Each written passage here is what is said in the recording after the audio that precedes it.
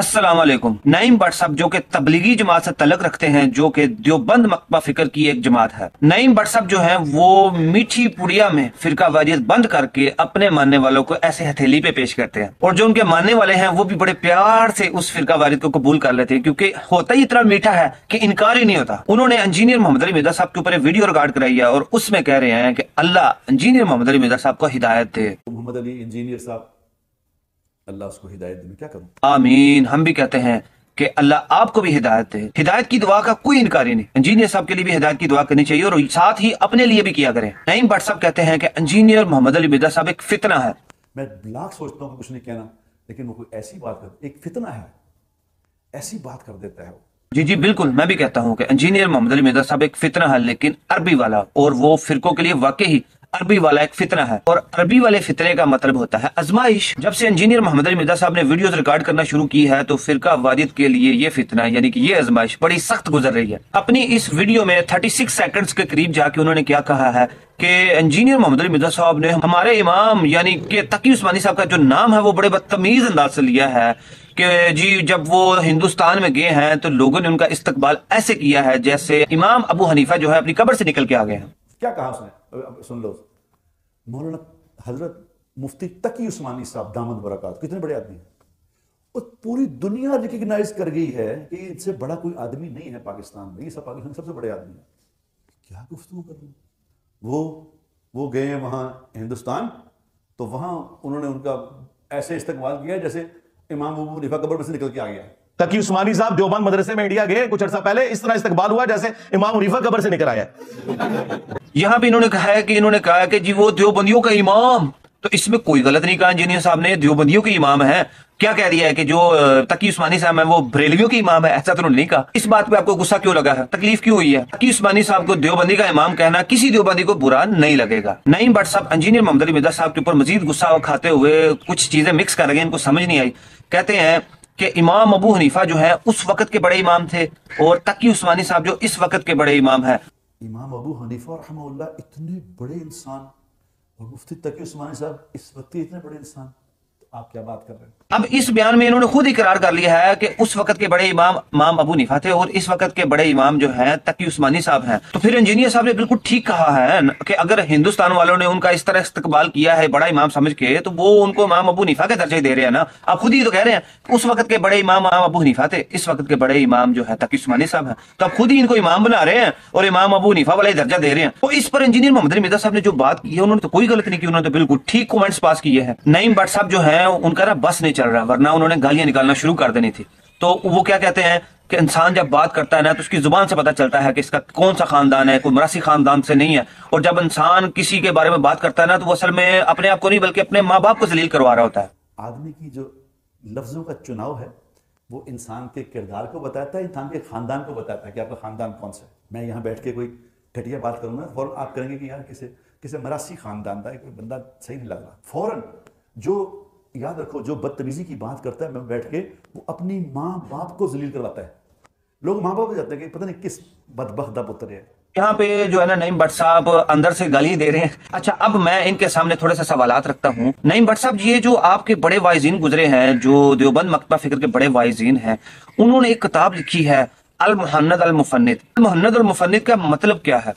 अगर आपको इसका मतलब नहीं पता तो आप जरा डिक्शनरी से खोल के देखें आपके बड़े वाइजीन क्या लिख गए हैं। और मेरे ख्याल से आपके बड़े 35 या 36 के करीब लोगों ने इसके ऊपर सिग्नेचर भी किए हुए हैं कि ये उलमा देवबंद का ये जो अकीदा वो बयान करके गए हुए हैं।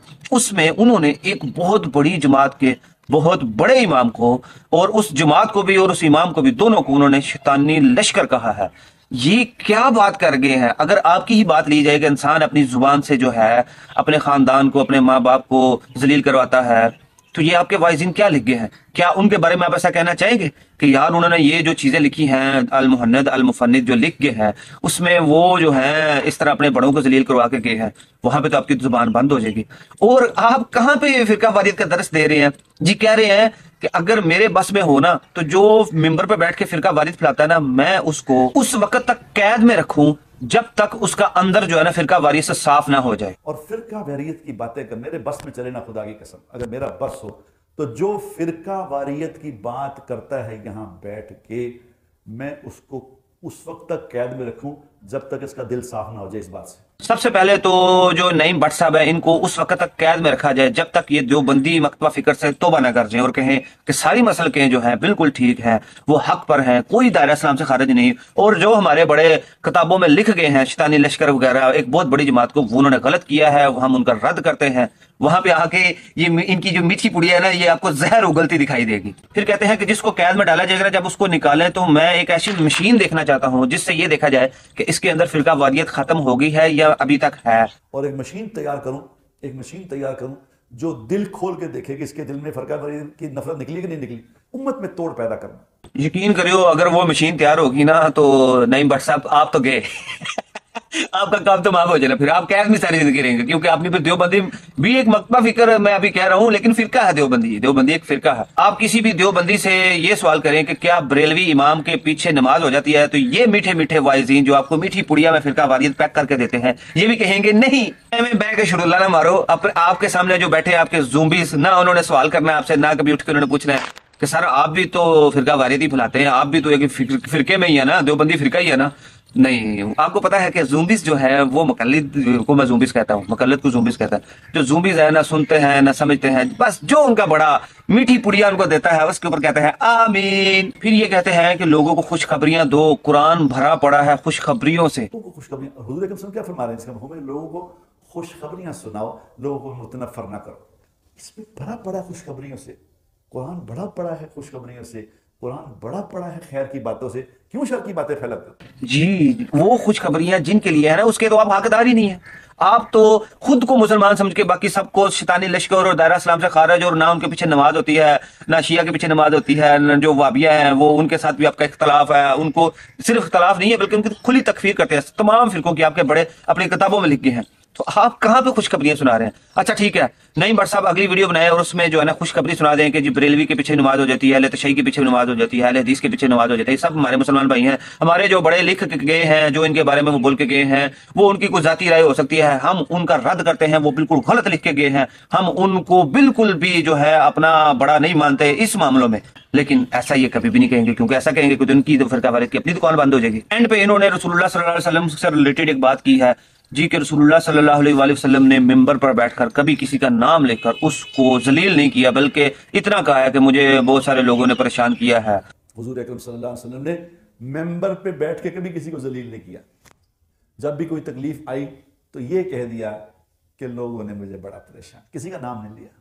कुछ लोग मुझे परेशान करते हैं, कुछ लोग मुझे ना कर, जलील नहीं किया। तो मेरे भाई, आपके जो बड़े हैं, जिनकी किताबें पढ़ के आपके लोग जो है मिंबर पर बैठते हैं, वो किताबें जो हैं उनमें लिखा हुआ है कि जो इमाम अहमद रजा खान बरेलवी और उनकी पूरी जमात एक शैतानी लश्कर है, और उस किताब का नाम है मुहन्नद अल मुफन्निद। और इसका मतलब यह है कि हिंद की तलवार एक सठियाए हुए बाबे के ऊपर, जिसका नाम ही यह है कि हिंद की तलवार एक सठियाए हुए बाबे के ऊपर। और सठियाया हुआ बाबा किसको बोला है? एक बहुत बड़े इमाम को, इमाम अहमद रजा खान बरेलवी, जो कि इनसे ज्यादा बड़ी जमात है बरेलवियों की, उनके इमाम को उन्होंने लिखा है कि ये एक शैतानी लश्कर है, इमाम अहमद रजा खान उसकी जमात।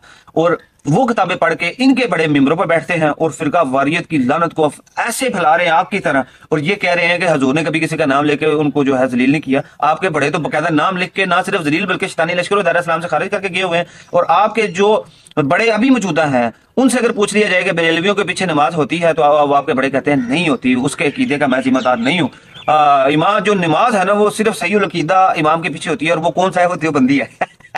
वाह। और ये इधर बैठ के कह रहे हैं कि देव फिरका वारियत को खत्म किया जाए, मशीनें तैयार की जाए, कैद में उनको डाला जाए, ये सारा कुछ टाटे लग जाना। तो ऐसी गल्लां ना करेगा और खुद ही फंस जाओगे।